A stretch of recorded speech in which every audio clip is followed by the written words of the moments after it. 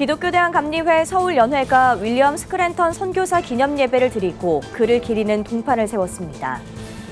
인간의 불안감을 악용해 인간의 심리를 조종하고 요설말을 늘어놓는 무속인의 가스라이팅을 취재했습니다. 5.18 광주 학살의 진실을 알리다 숨진 고 임기훈 목사의 유족들이 45년째 국가배상을 위한 싸움을 이어가고 있습니다.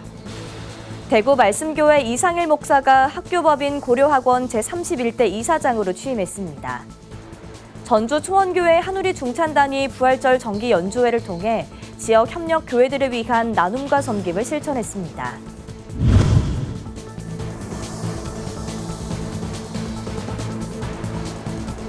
시청자 여러분 안녕하십니까? 구티비 뉴스입니다. 한국 개신교 선교 140전을 맞아 윌리엄 스크랜턴 선교사를 기념하는 동판이 세워졌습니다. 한국 최초의 서양식 민간병원을 세운 스크랜턴 선교사는 의료선교의 개척자로 불리는데요. 140년 전 스크랜턴을 파송한 오하이오 연회 대표단도 함께했습니다. 전도헌 기자가 보도합니다. 1885년 조선 땅을 밟은 윌리엄 스크랜턴 선교사. 스크랜턴 선교사는 한국 최초의 서양식 민간병원인 시병원을 세우며 의료선교의 길을 개척했습니다. 또 헨리 아펜젤로 선교사와 정동제일교회를 함께 성장시키며 감리교 초기 선교에 앞장섰습니다. 조선 독립에도 힘썼던 그는 친일로 기울었던 상부와의 갈등으로 선교사직을 사임했지만 서울연회의 노력으로 3년 전 다시 복권됐습니다. 기독교대한감리회 서울연회가 그의 발자취를 기억하기 위해 동판을 세웠습니다. 기념 동판은 양화진 외국인 선교사 묘원에 설치됐습니다. 이날 기념예배에서 설교한 서울연회 김성복 감독은 스크랜턴 선교사가 사명을 감당했듯 우리도 각자에게 주어진 사명을 감당하길 바란다고 당부했습니다.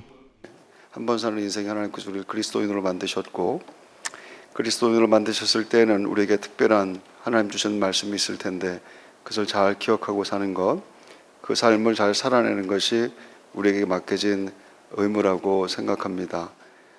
이번 행사에는 140년 전 스크랜턴 선교사를 파송한 미 연합감리교회 오하이오 연회의 대표단도 함께했습니다. 오하이오 연회 정희수 감독은 한국교회와 미국교회가 함께 연대한다는 것에 큰 감동을 느낀다며 앞으로 더욱 세계 선교에 힘쓸 것을 각오했습니다. 오하이오에 있는 저희도 이 일을 많은 이들에게 전하며 또 과거에 열정적으로 선교에 위임했던 우리 교회가 다시 깨어서 세계 선교에 더 열정적인 도구로 살아보자 하는 각오를. 참석자들은 예배 이후 스크랜턴 선교사 기념동판 제막식에 참여하며 그의 헌신을 기억했습니다. 한편 오하이오 연회 대표단은 선교 유적지와 이화여자대학교를 방문할 예정입니다. 140년 전 조선 땅에 복음과 섬김을 퍼뜨렸던 선교사들. 오늘 한국교회는 그 믿음의 유산 위에 새로운 사명을 다시 새기고 있습니다. 구티비 뉴스 전도헌입니다. 한국 사회를 망가뜨리는 무속을 파헤치기 위해 구티비는 연중 특별기획 보도를 이어가고 있습니다. 이번에는 불안감을 자극해 인간의 심리를 조정하고 요설만을 늘어놓는 무속 가스라이팅을 고발합니다. 보도에 배보경 기자입니다. 블로그에서 입소문 탄 서울의 한 점집을 찾아갔습니다.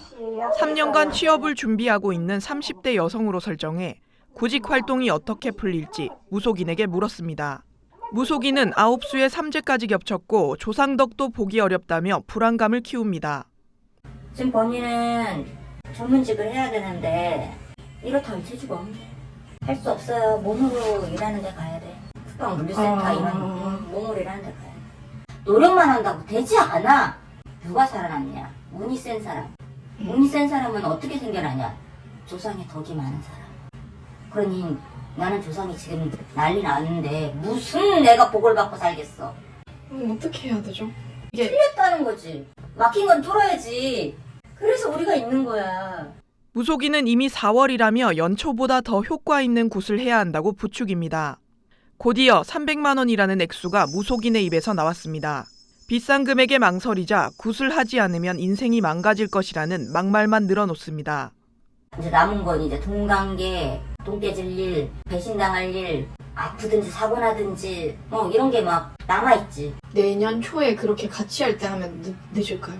그거 안에 아마 죽을 텐데, 뒤질 텐데, 버티다가 돈 다 뜯길 텐데, 그 안에 재앙이 무속인 같은 경우에 결코 좋은 얘기보다는 안 좋은 얘기를 굉장히 많이 하거든요. 자연적으로 그게 이제 각인이 돼서 잊혀지지가 않으니까 어떻게 되겠어요? 이제 그게 이제 해소가 될 때까지 계속해서 이제 무르르 가게 되고, 이게 한계가 이제 맞아떨어져 나가잖아요. 우연이라도 이제 맞아떨어져 나가잖아요. 우연이라고 생각하지 않고 그냥 이제 맹신하게 되는 거예요. 이처럼 타인의 불안감을 파고들어 빈번히 일어나는 무속 가스라이팅은 인간의 일상을 파괴할 수 있습니다. 이에 대한 경계와 예방이 무엇보다 중요한 가운데 무속 가스라이팅을 자가진단하는 방법도 있습니다. 한국건강관리협회가 제작한 자가진단법으로 10가지 항목 중 한 가지라도 해당한다면 가스라이팅을 의심해 볼 수 있다는 설명입니다. 또 삶이 어려움 가운데 처해 있다고 해서 무속을 찾을 것이 아니라 각자의 상황에 맞는 상담센터와 공공기관을 활용하는 방법도 있습니다. 가장 조심하셔야 될 것이 이제 가스라이팅이라는 부분, 심리적 취약성을 이용해서 마음을 지배하는, 그래서 이 과정이 굉장히 가랑비에 옷 젖듯이 일어나기 때문에 그렇게 많은 돈을 갖다 바치고 나의 생활, 나의 결정을 완전히 지배당하면서도 저 사람이 나를 위해서 해주는 사람이야 라고 그 믿음을 유지를 합니다. 인간의 판단력을 흐려놓고 오로지 자신의 말만 따르게 하는 무속 가스라이팅. 아무런 해답도 제시하지 못하는 사기꾼에게 자신의 삶을 송두리째 맡기는 행위입니다. 구티비 뉴스 배보경입니다.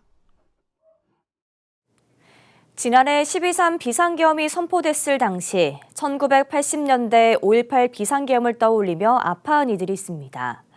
바로 45년 전 부산에서 광주 학살의 진실을 알리다 고문 끝에 목숨을 잃은 고 임기훈 목사의 유족들인데요. 지금까지도 유족들은 국가적 배상을 받기 위한 싸움을 이어가고 있습니다. 보도에 김혜인 기자입니다. 1980년 부산에서 5.18 광주 학살의 진실을 처음 알린 부산제일교회 임기훈 목사. 당시 교회 강단에서 진상을 설교한 뒤 보안사에 체포됐고 모진 고문 끝에 숨졌습니다. 그의 나이 58세. 하루아침에 가장을 잃은 유족들의 삶은 송두리째 망가졌지만 국가는 여전히 유족에 대한 배상 책임을 회피하고 있습니다. 계엄령을 통해서 목회자를 구속하고 목회자를 폭력으로 해서 죽게 한 엄청난 사건이 있었습니다. 아직까지 우리는 충격을 받고 있고 또 그 목사님의 죽음으로 목사님과 함께 했던 가족들과 그 주변의 사람들이 음양으로 당했던 큰 고통과 정신적 상처는 매우 깊고 큽니다. 유족들은 2023년 5월 국가를 상대로 60억 손해배상 소송을 제기했습니다.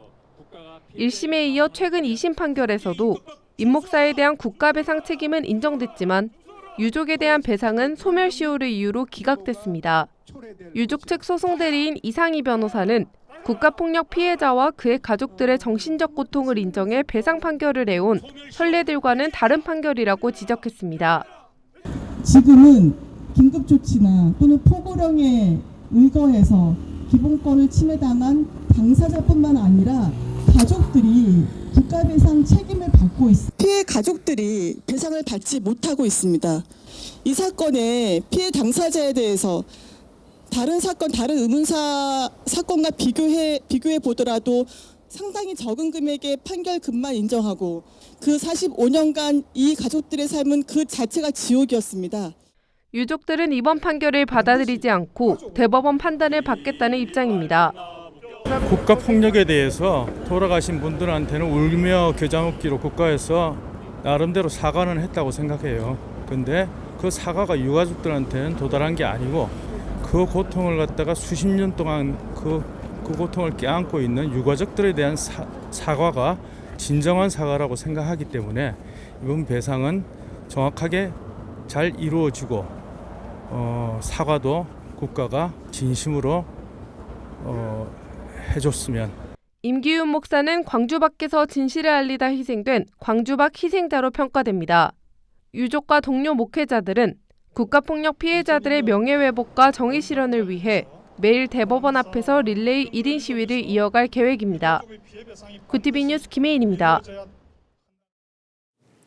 대한예수장로회 고신통의 산하 학교 법인인 고려학원에 이상일 목사가 신임 이사장으로 취임했습니다.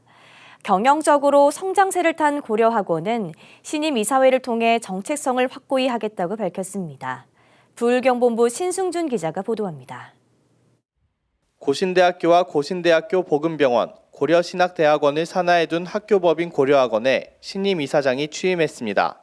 새로 취임한 이상일 제31대 이사장은 대구 말씀교회 담임 목사로 심의 중이며 대구 성시화 운동본부 이사, 총회 유지재단 이사 등 지역과 교단 발전에 기여했다는 평가를 받고 있습니다. 이상일 이사장은 고신총회의 정체성을 지키는 것이 중요하다며 앞으로 하나님의 인도하심을 믿고 이사장직을 수행하겠다고 다짐했습니다. 우리 고신대학, 보건병원, 신대원 세운 이가 하나님이시고 여기까지 인도하신 이도 에벤예셀 우리 하나님이시고 그분이 우리의 힘입니다. 정체성만 분명히 하면 절대로 망하지 않습니다. 어떤 것도 하나님이 손으로 바꿔주실 줄 믿습니다. 이임한 유연수 제30대 이사장은 지난 임기를 회상하며 임직원들의 기도와 헌신 덕분에 오랜 기간 적자였던 고신대학교 보건병원이 작년 7월부터 흑자로 전환했다고 밝혔습니다. 또 고신대학교 입학률도 83%에서 올해 약 99%로 상승했다고 설명했습니다. 이 같은 고려학원의 성장은 모두 하나님께서 열어주신 것이라며 영광을 돌렸습니다. 정말 하나님이 살아계시구나. 하나님이 길을 여시구나. 수많은 일들을 많이 봤습니다. 2년 동안 이사장 역할을 하면서 정말 바로 한가운데 있는 마른 땅을 경험하게 하신 하나님께 영광을 돌립니다. 할렐루야. 대한예수교 장로회 고신 정태진 총회장은 설교를 통해 31대 이사회의 새 출발을 축하하며 고려학원의 정체성을 지켜나가길 당부했습니다. 저는 고려학원의 본질은, 정체성은 하나님의 은혜와 복음이라고 생각합니다. 우리 고려학원은 하나님이 부어주시는 은혜와 우리에게 주어진 복음을 잘 흘려보내는 사명을 우리가 잘 감당해야 된다고 생각합니다. 권호정 전임 고신총회장은 격려사를 통해 고려학원이 앞으로도 아름답게 계승되기 위해 무엇보다 기도에 힘쓰길 강조했습니다.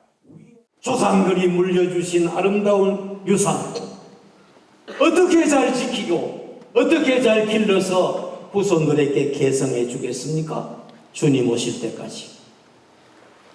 기도밖에 답이 없습니다. 기도 외에 다른 것으로는 이런 유가 있을 수 없느니라. 주님의 말씀입니다. 한편 이날 대구 말씀교회와 진해제일교회는 학교법인의 발전을 위해 기부금을 전달했습니다. 고려학원 측은 신임 이사장의 임기 2년 동안 설립 목적에 맞게 하나님의 영광을 우선으로 하는 운영 방침을 적용할 계획이라고 밝혔습니다. 구TV 뉴스 신승준입니다. 구TV 호남 전북본부에서 보내온 소식입니다. 전주 초원교회 한우리 중찬단이 부활절 정기 연조회를 통해 어려운 협력 교회들을 위한 나눔과 섬김을 실천했습니다. 8년째 진행되고 있는 이번 행사에서는 공연뿐만 아니라 교역자들을 위한 식사와 후원금 전달도 이루어지며 훈훈함을 더냈습니다. 공연은 예수 그리스도의 부활을 주제로 한 메시지를 담아 중창과 솔로, 혼성 공연 등 다양한 형식으로 꾸며졌습니다. 초원교회 진두성 목사는 부활의 주님을 만난 신앙인으로서 오직 믿음으로 살아가길 바란다고 강조했습니다. 예수의 마음을 찬양을 통해서 같이 나누는 것이 가장 중요하지 않느냐, 그래서 예수님의 마음을 닮아가려고 하는 우리 성도들이 있기 때문인데, 그 중에 하나가 우리가 교회 여러 사역이 있지만 그 한우리 중창단은 매 부활주일마다 이렇게 조금 우리보다 조금 어려운 교회 마음을 나누고 또 십실반에서 정을 나누고 있다고 저는 생각합니다.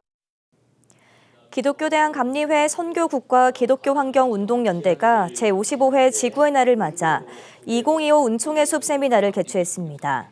세미나에선 2019년 동남아시아 국가로 파송된 감리회 A 선교사가 동남아의 기후 위기 상황과 선교적 대응 사례를 공유했으며 전농 감리교회 이광성 목사와 안산 화정교회 박인환 목사가 교회 생태 선교 실천 사례를 발표했습니다. A 선교사는 동남아 국가는 건기엔 폭염과 가뭄, 우기엔 홍수와 낙뢰로 심각한 기후재난을 겪고 있다며 기후위기 시대의 선교사들에겐 적극적인 환경 선교가 요구된다고 밝혔습니다. 한편 화정교회와 전농교회, 정릉교회는 이날 K 선교사에게 선교지의 에너지 자립을 지원하는 태양광 발전소 설치 기금을 전달했습니다.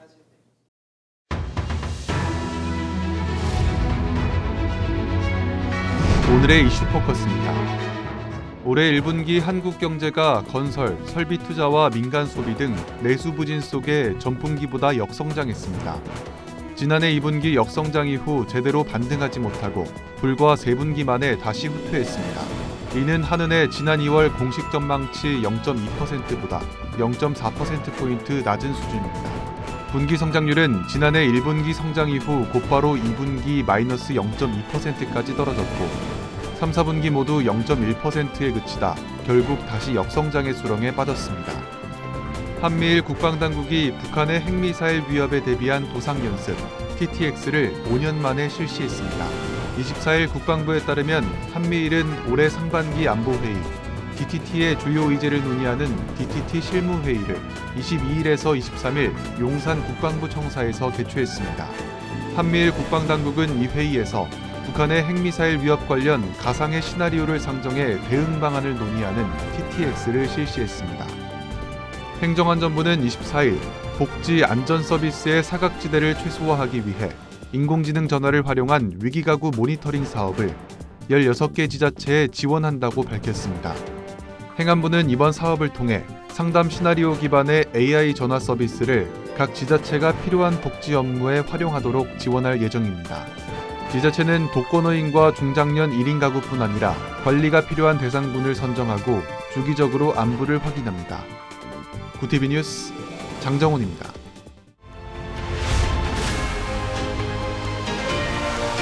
구티비 월드와이드입니다.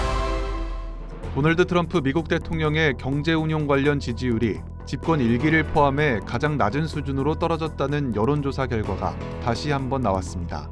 로이터는 현지 시간 23일 여론조사 업체 입소스에 의뢰해 미국 성인 4,300여 명을 상대로 실시한 조사 결과 응답자의 37%가 트럼프 대통령의 경제 운용을 지지했다고 전했습니다. 이는 트럼프 대통령이 지난 1월 20일 백악관에 복귀한 직후 실시된 조사 결과에 비해 5%포인트 하락한 걸로 집권 1, 2기를 통틀어 최저치라고 로이터는 전했습니다. 율리아 스비리덴코 우크라이나 제1부 총리 겸 경제장관은 현지 시간 23일 협상에 나설 준비가 돼 있지만 항복은 절대 하지 않을 거라고 밝혔습니다. 또 러시아의 크림반도 점령을 절대 인정하지 않겠다며 거듭 영토를 양보하지 않겠다고 강조했습니다. 한편 인도를 방문 중인 JD 벤스 미국 부통령은 이날 기자들에게 현 상황과 비슷한 수준에서 영토 경계선을 동결하려고 한다며 우크라이나와 러시아가 현재 소유한 영토 일부를 포기해야 한다는 뜻이라고 말했습니다.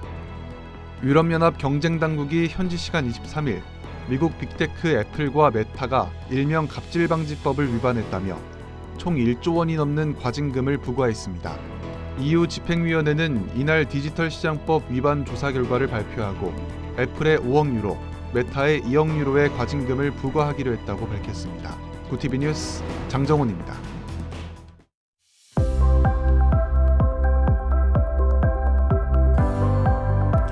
내일은 북서쪽에서 찬 공기가 남하하면서 기온이 조금 내려가겠습니다.